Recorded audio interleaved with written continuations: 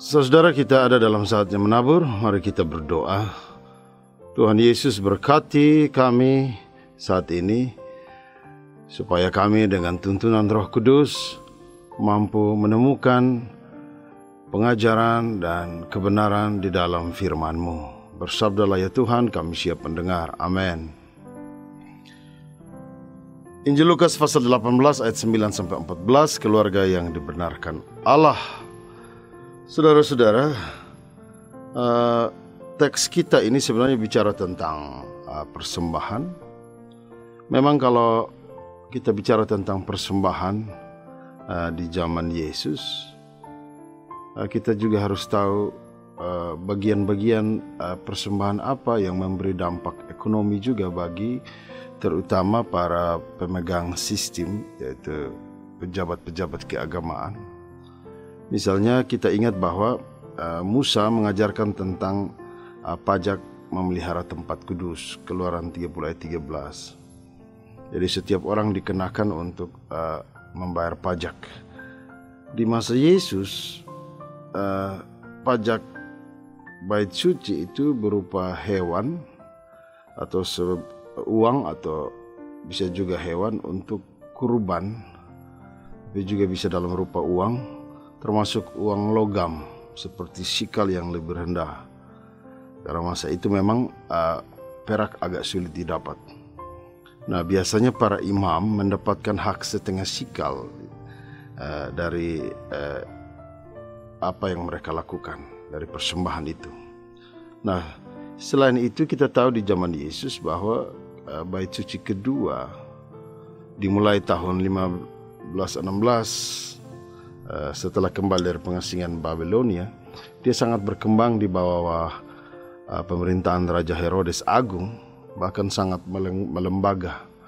Itu ada keputusan-keputusan yang berkaitan dengan legalitas di bait Allah. Nah, saat perayaan hari raya, misalnya hari raya keagamaan seperti Paskah, setiap pengunjung akan datang, mereka menukar uangnya pada tempat yang semacam galeri para imam untuk menukar uang di situ. Dan aktivitas ekonomi ini itu dikenal juga dengan sulhani. Ada juga yang namanya kolbon, itu untuk penukaran uang untuk membebankan biaya pekerjaan misalnya, tapi untuk juga untuk penjual burung dan hewan biasanya dikenakan biaya tambahan. Saudara lihat, ada aktivitas ekonomi dalam memberi persembahan, tapi memberi dampak juga bagi pemeliharaan para pekerja. Tetapi khusus untuk orang Farisi, memang kelompok ini adalah kelompok yang paling setia dalam hal memelihara hukum, penjaga moral. Mereka menganggap diri sebagai orang-orang yang sangat taat pada hukum-hukum secara harfiah. Bahkan mereka berpotensi menambahkan hukum-hukum yang membebani. Mereka juga dalam praktiknya mereka ikut secara teknis ikut campur dalam menentukan kualitas dosa.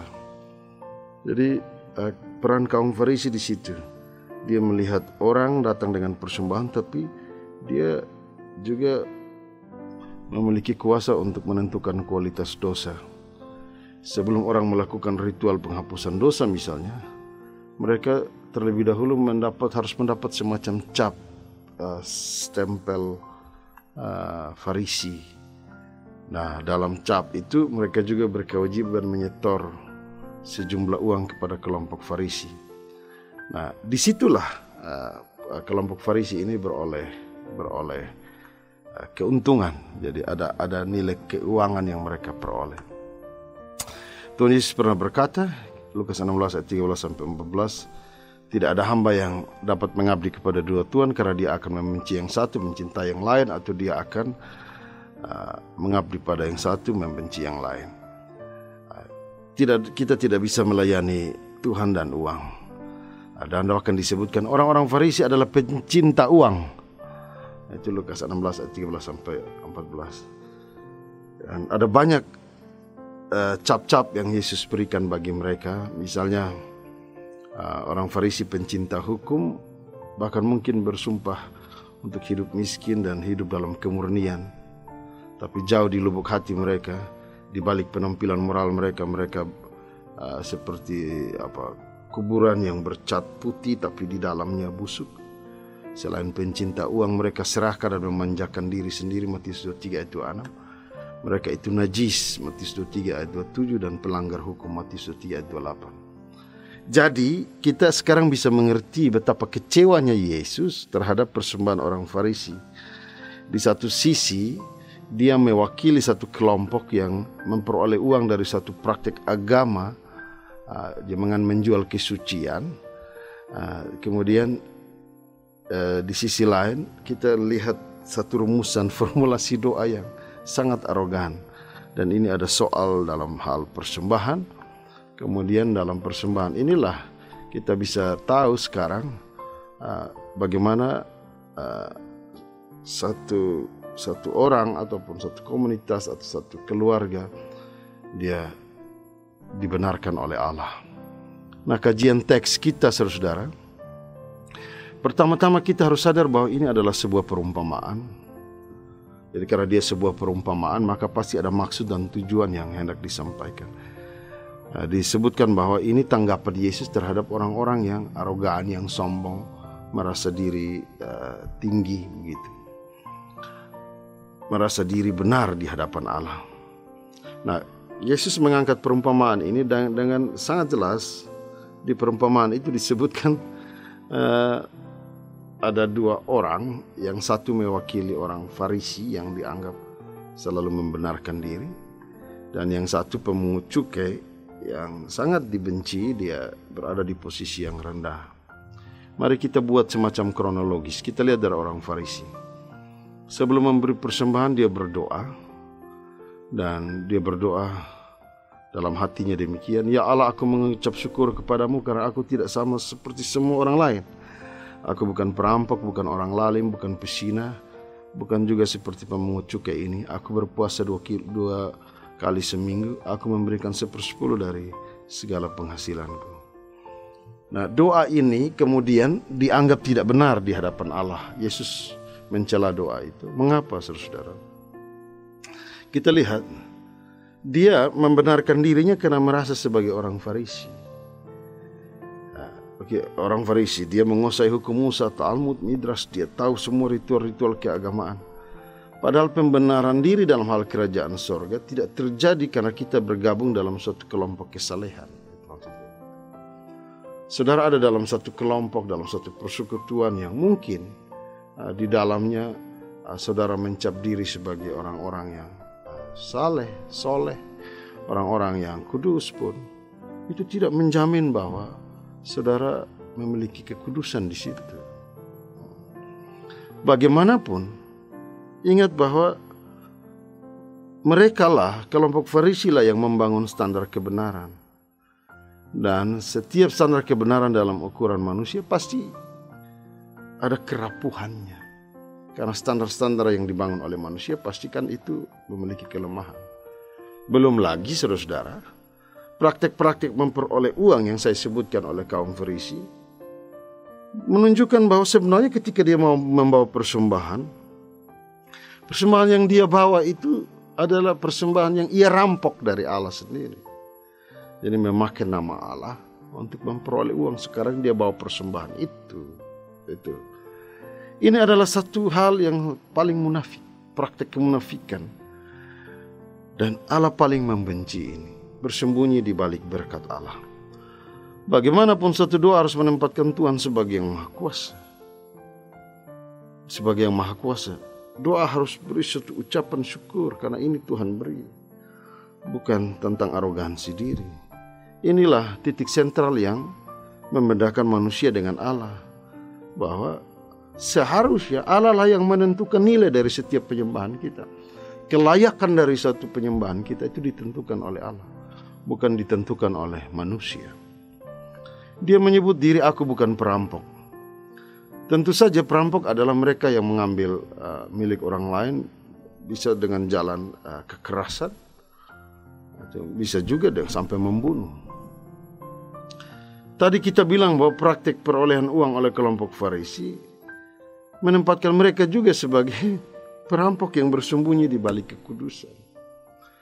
Jadi ketika dia bilang aku bukan perampok, padahal prakteknya mereka merampok, ini kan satu doa yang tidak benar di hadapan Allah. Paulus menulis dengan jelas misalnya dalam Filipi 3 ayat 18-19. Ayat ini kemudian oleh para ahli memperdebatkan, ini kan soal seteru salib waktu Paulus bicara itu.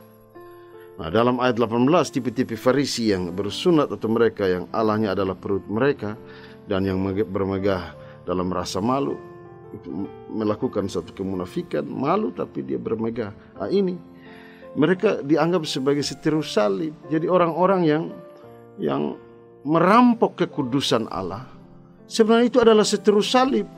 Sebab mereka mengkhianati Allah sebagai pemberi berkat tunggal dan mereka menempatkan diri mereka sebagai yang prioritas. Salib itu harusnya membunuh keegoan, bukan untuk mengangkat keegoan kita. Dia menyebut diri juga bukan orang lalim, adekos dalam bahasa Yunani. Itu orang-orang lalim ini tentang orang-orang yang suka menindas atau memperbudak orang lain. Kelompok yang berlaku tidak adil terhadap sesama. Misalnya dalam Alkitab, bangsa Mesir, Babel itu dikategorikan sebagai kaum lalim. Bangsa-bangsa yang mau menindas di sekitar Israel disebutkan sebagai kaum lalim. Herodes juga disebutkan sebagai kaum lalim. Tapi juga para tokoh-tokoh pejabat agama, para imam besar yang juga berlaku tidak adil, mereka juga ditempatkan dalam kategori sebagai yang lalim. Nah, mungkin si Farisi ini melihat profesi dirinya sebagai si pelihat dosa orang lain. Nyatanya saudara, dosa itu diangkat untuk menjadi beban bagi orang lain. Sebenarnya dia juga adalah orang lalim. Sebab dosa orang diangkat untuk menjadikan dia sebagai itu sesuatu yang memperbudak, menghantui, orang tidak mengalami kebebasan di dalam imannya. Maka sebenarnya dia juga orang lalim. Sekali lagi orang Farisi ini tidak benar-benar dia tidak menyadari dirinya. Dia menyebut dia bukan pesina. Saudara, misalnya dalam Yohanes 8 ayat 1-11. Kita menemukan bagaimana perjuangan kelompok Farisi waktu pagi-pagi mereka bawa seorang perempuan pesina kepada Yesus. Lalu Yesus mengatakan, siapa yang tidak berdosa silakan. Dia yang pertama ambil batu dan lempar perempuan itu. Tapi mengapa orang Farisi tidak melempar? Kenapa? Karena disitulah mereka menemukan satu sosok Allah yang penuh belas kasihan.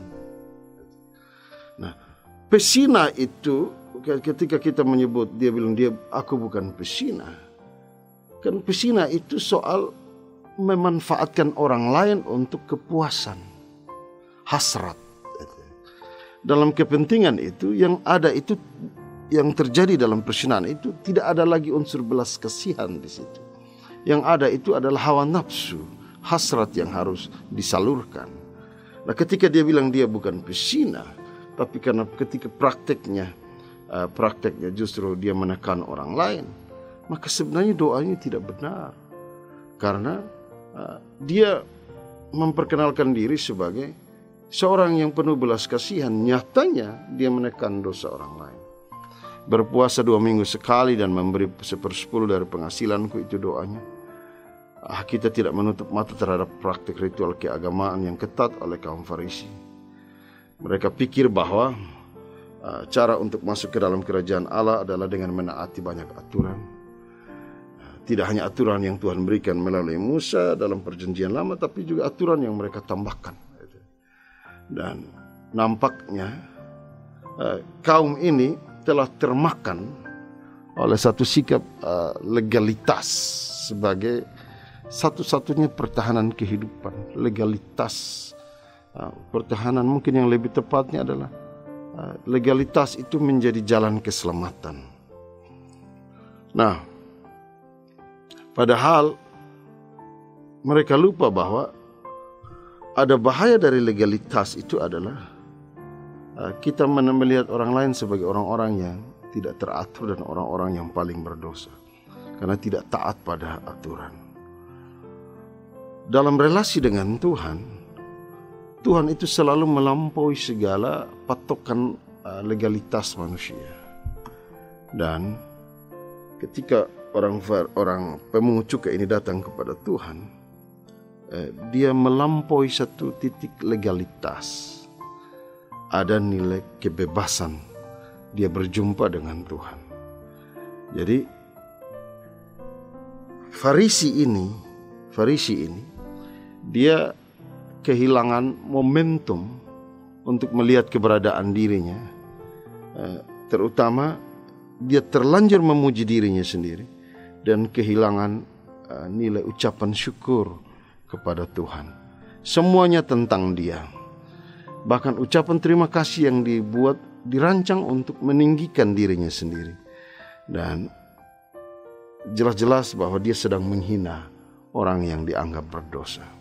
Sampai kapanpun kaum legalis akan mengukur diri mereka pada soal ketaatan pada aturan dengan sangat kaku.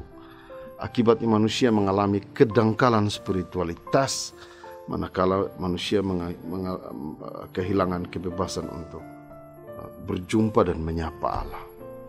Nah, kita lihat pada pemungut cukai, doanya kita lihat dia berdiri jauh-jauh, bahkan ia tidak berani menengadah ke langit.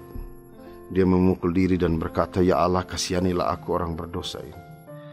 Berdiri di kejauhan. Bisa jadi di luar dia bukan saja tidak menatap kepada Allah, saudara.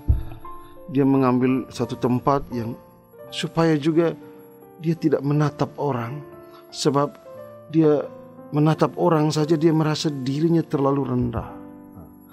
Apalagi kita tahu bahwa dia sangat sadar bahwa kedekatan pemungut cukai dengan pihak Romawi membuat pemungut cukai itu dipandang sebagai pengkhianat. Mereka sangat dibenci. Mereka diberlakukan tak lebih sebagai orang-orang buangan. Jadi ketika dia berdiri jauh-jauh, dia tidak sanggup memandang kepada Allah, bahkan mungkin kepada sesama. Dia sebenarnya menempatkan diri sebagai seseorang yang tidak layak di hadapan Tuhan. Dia tidak mampu untuk mengangkat matanya ke surga. Beban kesalahan dan rasa malunya sangat membebaninya. Dan sekarang dia datang dengan satu sikap yang tak tertahankan, satu sikap kerendahan hati luar biasa. Memukul dada dalam kesedihan. Dia memukul dada memohon belas kasihan kepada Tuhan. Doa yang dia ucapkan itu sangat tepat. Karena bagaimanapun juga saudara sedang berdoa kepada Tuhan yang Maha Tahu, Tuhan yang Maha Kuasa. Dan doa itu adalah juga satu sikap penyembahan kepada Allah. Pemungut cukai menunjukkan dengan tepat apa yang Yesus bicarakan dalam khotbah di bukit. Berbahagialah orang yang miskin, karena mereka yang punya kerajaan sorga. Beberapa terjemahan menunjukkan semacam kedangkalan, kemiskinan spiritual. Menjadi miskin berarti mengakui bahwa kita tidak memiliki apa-apa untuk menjadi layak di hadapan Allah, apalagi yang berkaitan dengan dosa-dosa kita. Kita datang sebagai pengemis yang kosong, sebagai orang miskin, sebagai orang yang hina, orang yang gagal bangkrut, orang yang menyedihkan, orang yang putus asa, orang yang hanya punya satu-satunya harapan, yaitu belas kasihan Allah. Pemungut cukai menyadari kondisinya yang penuh dosa dan mencari satu-satunya hal yang menjembatani jurang pemisah antara dirinya dengan Tuhan. Kata-katanya indah, "Kasihanilah aku." Dia menangis. Dan luar biasa di akhir doanya itu kita tahu bahwa Yesus memuji doanya. Yesus menyebut bagi kita bahwa orang pemungut cukai itu dibenarkan karena dia telah merendahkan diri di hadapan Allah, mengakui bahwa tidak ada pekerjaan yang bisa menyelamatkan dia dari dosanya, dan dia sadar hanya kemurahan Allah lah yang memberi dia kesempatan untuk menikmati satu pengampunan dari Allah.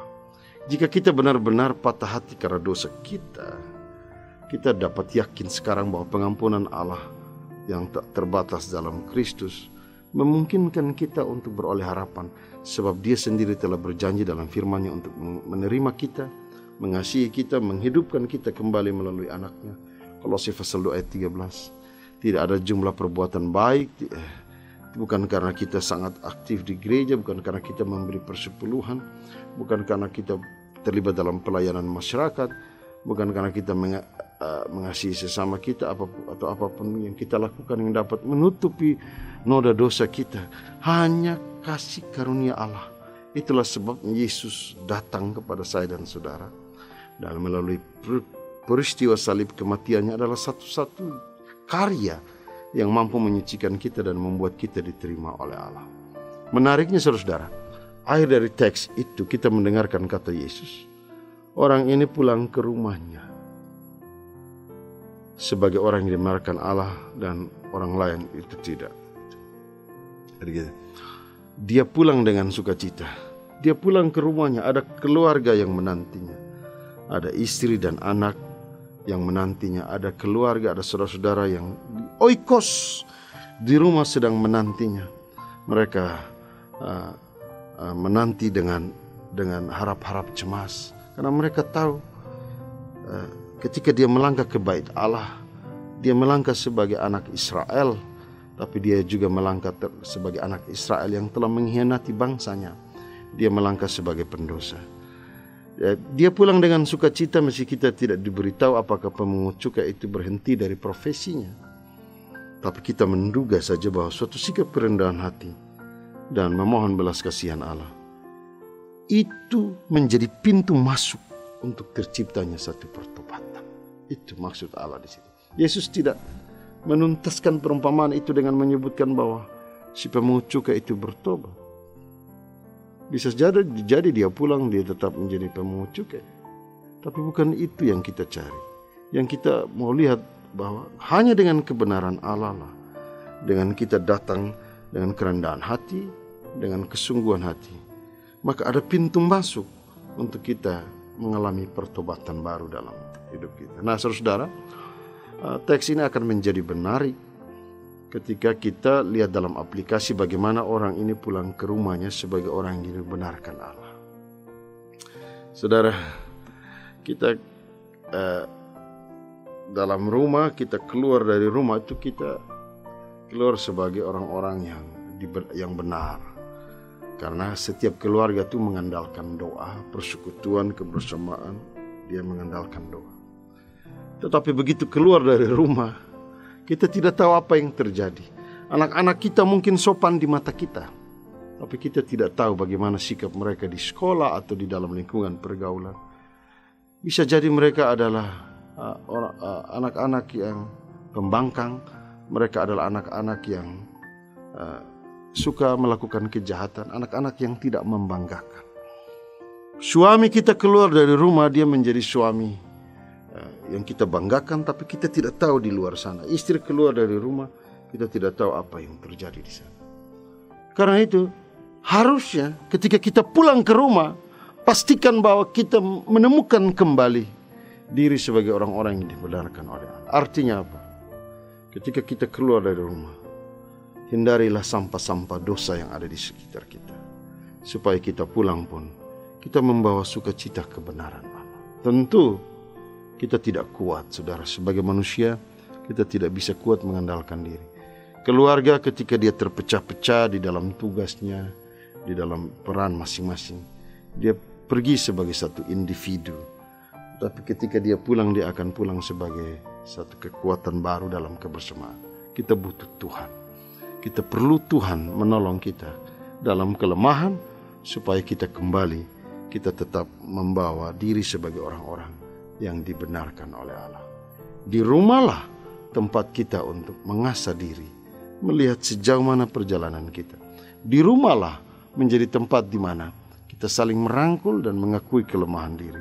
Kita juga saling mengampuni jika ada jalan-jalan yang salah yang kita jalani.